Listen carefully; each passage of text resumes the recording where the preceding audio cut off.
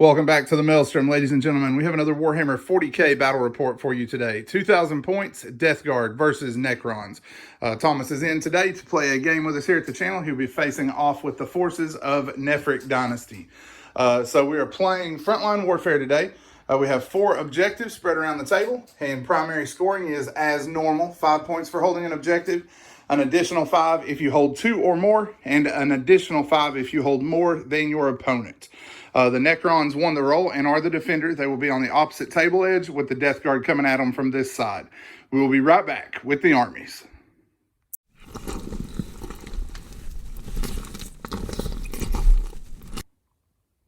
First up, we have the forces of the Death Guard, led today by none other than Mortarion himself, Demon Primarch of the Death Guard. He's going to be joined by a battalion of the Legion of Rust. Starting things off, we have a Lord of Contagion. He also has a Malignant Plaguecaster. Moving over into the troops, we have 3 squads of 10 Plague Marines. In the elite slot, we have 3 Death Shroud to tank for Mortarion, and we have a Foul Blight Spawn. And then for fast attacks, we have 3 Mephitic Blight Haulers. So that is Thomas's list. We will be right back with the Necrons.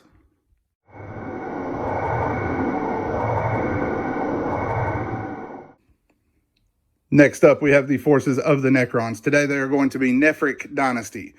Starting things off in our HQ slot, we have an Overlord. He is our Warlord with Skin of Living Gold, and his relic is going to be the Veil of Darkness. Then we have a Scorpek Lord, who is going to be running with Enduring Will and the Nanoscarab Casket for 2 CP. We also have 2 Cryptechs. We have a Technomancer with a Canoptic Cloak, and we have a Chronomancer. In the troop slot, we have 2 squads of 10 warriors with Gauss Flayers, rather.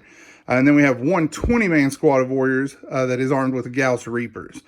In the elite slot, we have 5 Scorpek Destroyers. And then we have a Catan Shard of the Nightbringer.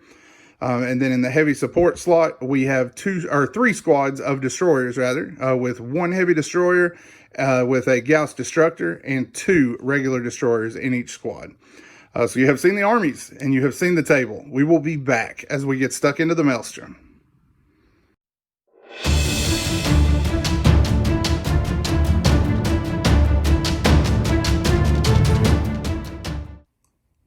All right, the Necrons have put 2 squads in translocation crypts. We have the 2 10-man Reaper squads doing that.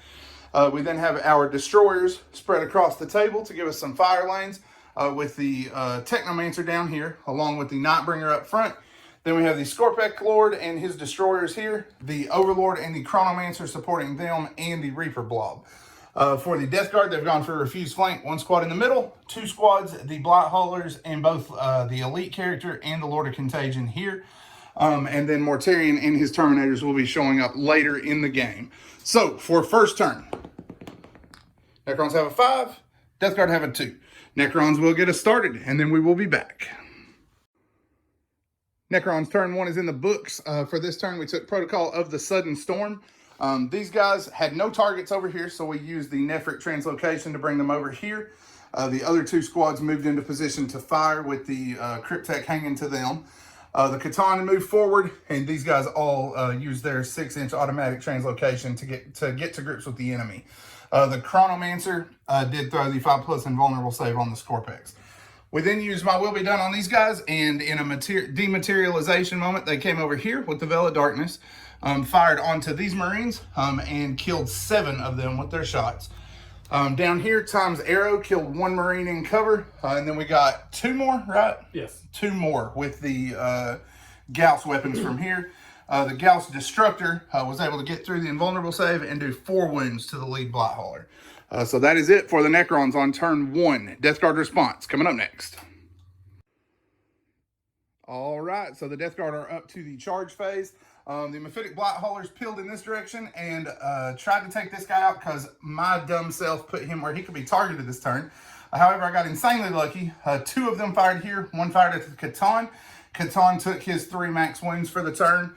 And then here, we were able to save everything he threw in. The Scorpek Lord didn't take any damage from the other 2 Blight Haulers. Down here, these guys, along with their buddies here, fired into the warriors here, killed 4, but 3 of the 4 reanimated. He charged with these guys. I paid for Overwatch, scored 4 hits, 1 wound, and he did save it. So nothing there, and they are charging now. And then on this flank, the Blight Haulers are going to be coming into this guy. The last squad of Marines did fire into the Scorpex. We used Whirling Onslaught, and only the Blight Launcher was able to hurt us, did deal us 2 wounds. So we got a combat to work as these guys are coming into the Scorpex Destroyers, and these 3 Marines are going to be locking up the Warrior Blob. Fight phase rolls to an end. On this side, the Death Guard Plague Marines were able to kill 1 warrior, and then the warriors did nothing in return. Here in the middle, we had a brawl as the Scorpex Lord lost 2 wounds. The Scorpex Destroyer was killed. We did use Whirling Onslaught to prevent him wounding us on 2s, thanks to Blades of Putrefaction. And then we moved in with them. The Scorpex Lord was able to kill the wounded crawler, or Blight Hauler, and then the Scorpex Destroyers were able to kill it down to 1 wound, leaving 1 full Blight Hauler and 1 with 1 wound remaining. So that is it for turn 1. Necron response coming up next.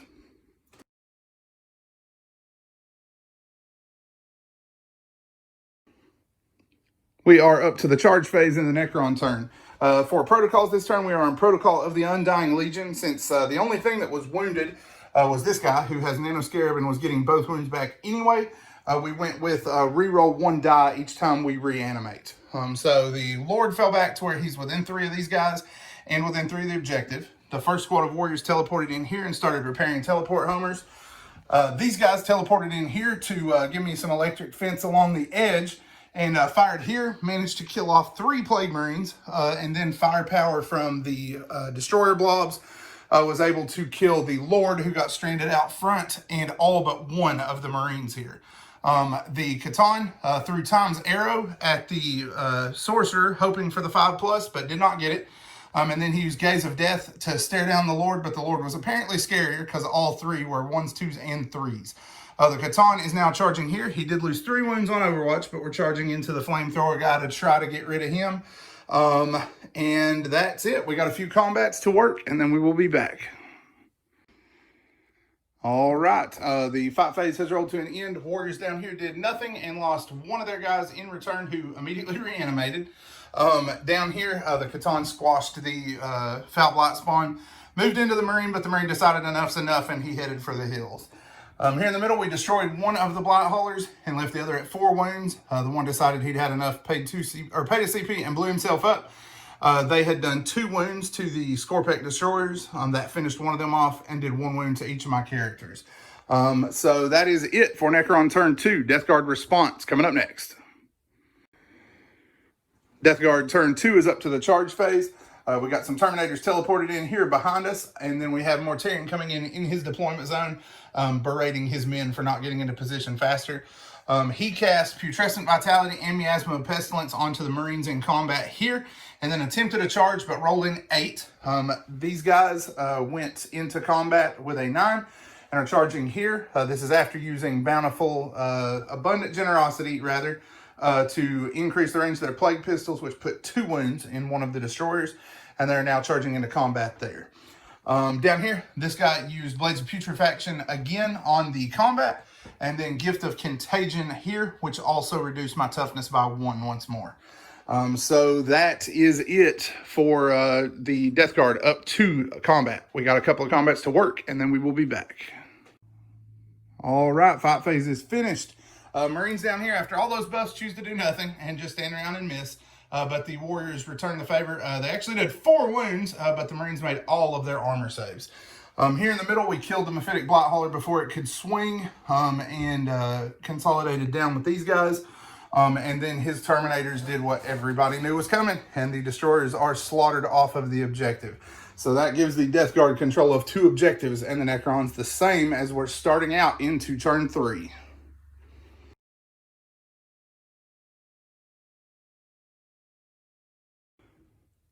All right, the Necron turn is up to the assault phase. Our Overlord moved forward along with these guys, abandoned the objective just so they could shoot, because our protocol this turn is Protocol of the Conquering Tyrant, and we are falling back and shooting. They took my will be done and joined in with the 2 Destroyer squads. to fire into Mortarion, and we're able to bring him down to 7 wounds. The Nightbringer threw Tom's arrow and deleted the Malignant Plaguecaster from existence. He then threw Gaze of Death here and missed with 2 of 3. The one did 1 mortal wound, which he promptly shrugged and laughed at me. These guys move forward under the Chronometron one more time, and they're going into combat with Mortarion. The Scorpek Lord and the Nightbringer have made charges into this Marine squad. And the Overlord is coming in here. On Overwatch, he did eat a black grenade, though, and he's down to 2 wounds. So that outcome is far from certain for him. So we got several combats to work, and then we will be back. All right, fight phase rolls to an end. The Overlord manages to connect with 1 attack and squashes 1 Plague Marine and then gets killed in return. So he did what he usually does. Can't fight his way out of a paper sack. The Scorpex managed 1 wound on Mortarion before being slaughtered, and the Nightbringer and the Scorpek Lord returned the favor on the Plague Marines and annihilated them. So that is it for the Necrons. Death Guard response is coming up next. All right, so something that we did not mention at the start of the video, Thomas forgot he did have a bloat drone in this army. We went and got one of my bloat drones because he didn't have his painted yet, and he forgot it again on turn 2.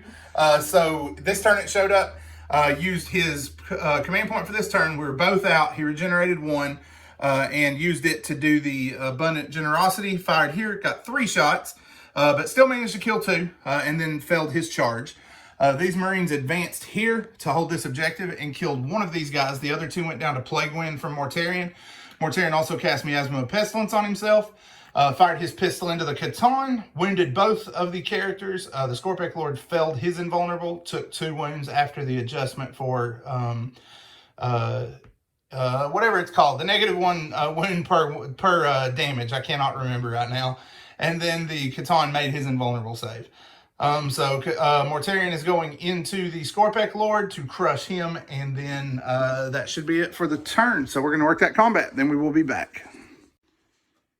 Combat rolls to an end with predictable results. Mortarion crushes the Scorpek Lord and then consolidates over here towards the troops. So that is it for the Death Guard. Necron response coming up next.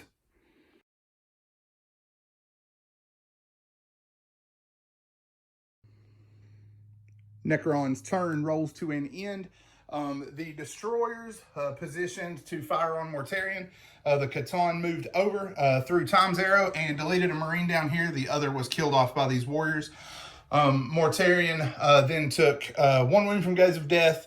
The Cryptek here blasted like 3 holes in him with his Aeon Staff. This one did 1 with his Staff of Light, left Mortarion at like 2 wounds. And he got finished off by Gauss Destructors from these 2 squads. The Gauss Cannons fired back here, killed 1.5 Death Shrouds. And with the objectives cleared and nothing else to move into position at that point, the Death Guard are going to tap and call that one a game. That will be a Necron's victory. The Destroyer Horde gets the job done again as the Necrons turn this one into a blowout. A big contributing factor for that is Thomas being new to both 9th edition and the Death Guard book. These were his last 2 games on the channel were his first attempt to play 9th edition and with the Death Guard. So as he finds his feet with them, I'm sure that he will have better luck in the future, just figuring out what he wants to take as far as secondaries and units that are going to impact his ability to get secondaries. If you enjoyed what you saw, make sure that you leave a like and a subscribe. We always have new content coming out. Subscriptions are the most important metric, and to all of you who have done that recently, we appreciate it more than we can say. We're humbled by the fact that so many of you enjoy watching our videos. If you have any content you might like to see in the future, any armies you'd like to see debuted, be sure to leave a comment below and let us know about that.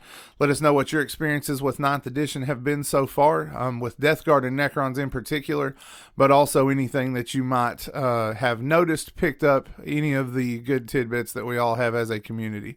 As always, guys, thanks for spending time with us today at the Maelstrom.